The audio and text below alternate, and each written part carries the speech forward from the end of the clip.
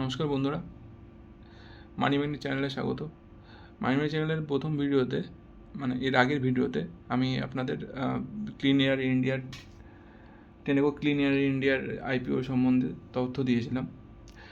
আর এই মুহূর্তে যে স্ক্রিনটা আপনারা দেখতে পাচ্ছেন কম্পিউটারের সামনে, সেখানে আপনারা দেখতে পাবেন টেনেগো ক্লিন এয়ার ইন্ডিয়ার জিএমপি, কারেন্ট জিএমপি কত চলছে মার্কেটে সে সম্বন্ধে। কারণ এই কারেন্টের জিএমপির উপরেই বেস করেই এটার মার্কেটে যখন লিস্ট হবে তার প্রফিট পার্সেন্টেজ বা গেইন পার্সেন্টেজ আমরা ভাবতে পারি। যেমন দেখতে পাচ্ছেন স্ক্রিনে যখন মার্কেটে যখন প্রথম এসেছিল, মানে আইপিওটা লঞ্চ হয়েছিল, তখন 61 টাকা জিএমপি দেখাচ্ছিল। তারপরে 13 তারিখে 86 টাকা, 14 তারিখ 76 টাকা, 15 তারিখে 13 তারিখে 86 টাকা, তারপরে একটু জিএমপি পড়ে যায় 76 টাকা, আবার মার্কেটের 15 তারিখে 115 টাকা, এবং আজকে রোববার এটার জিএমপি দেখা গিয়েছিল 120 টাকা করে।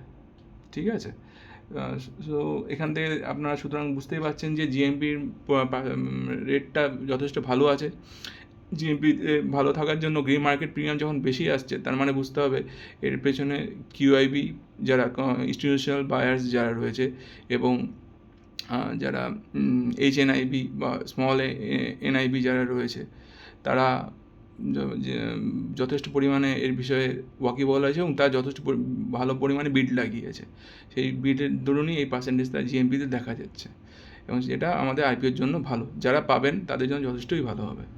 এবং দেখতেই পাচ্ছেন বর্তমানে পার্সেন্টেজ গেইনটা কত, 28.96।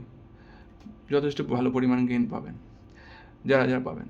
সেই কারণেই আশা করা যায় যারা আইপিওতে অ্যাপ্লাই করেছে তারা যথেষ্ট প্রফিটেবল হবে। এই ভিডিওতে এতটুকুই এই জিএমপি সম্বন্ধে। আর এই বিষয়ে তো আর নতুন করে কিছু বলার নেই এই ক্লিন এয়ার ইন্ডিয়া সম্বন্ধে, কারণ আপনারা সবাই জানেন এটা এসেছিল 12 তারিখ, ক্লোজ হয়ে গেছে এটা 14 তারিখ। এটার ইস্যুর সাইজ তো আপনারা জানেন 37টা করেছিল একটা লটে। টোটাল এটার ইস্যুর যে টোটালটা ছিল অফার ফর সেল। এখানে প্রায় 3600 কোটি টাকার অফার ফর সেল হয়েছে, এবং এখানে প্রাইস ব্যান্ড ছিল 378 টাকা থেকে 397 টাকার প্রাইস ব্যান্ড ছিল, মানে 397 টাকারই প্রাইস ব্যান্ড ছিল আপার প্রাইস ব্যান্ডে। এবং এই অ্যালটমেন্টটাতে দেখা গেছে যে এটার অ্যালটমেন্ট আজকে হওয়ার কথা 17 নভেম্বর। আর যা পাবেন না অ্যালটমেন্টে তাদের টাকা 18 তারিখ থেকে রিফান্ড হওয়া শুরু করবে, এবং এটা লিস্ট হবে মার্কেটে 19 তারিখে। আর মার্কেটে সেই কন্ডিশনের উপরে মার্কেট কীরকম থাকে 19 তারিখে তার উপরে ডিপেন্ড করে এই আইপিওর লিস্টিংটা আরও আশা করা যাচ্ছে যে ভালো হতে পারে। কারণ বিভিন্ন যে ব্রোকারেজ, মানে বিভিন্ন ব্রোকারেজের তরফ থেকে বলা হচ্ছে যে আইপিওটা আশা করা যাচ্ছে প্রায় 30 থেকে 35% বা 40% পর্যন্ত প্রফিট হতে পারে, ডিপেন্ড অন দ্য কন্ডিশন। ঠিক আছে, এখানে এই অবধি। পরবর্তী ভিডিওতে কোথায় গিয়ে কোন ওয়েবসাইটে গিয়ে কী করে চেক করলে অ্যালটমেন্টটা আপনারা দেখতে পাবেন, আপনারা আদৌ পেয়েছেন কি পাননি সেই ব্যাপারে আমি তথ্য দেবো। আজ এই পর্যন্ত, ধন্যবাদ।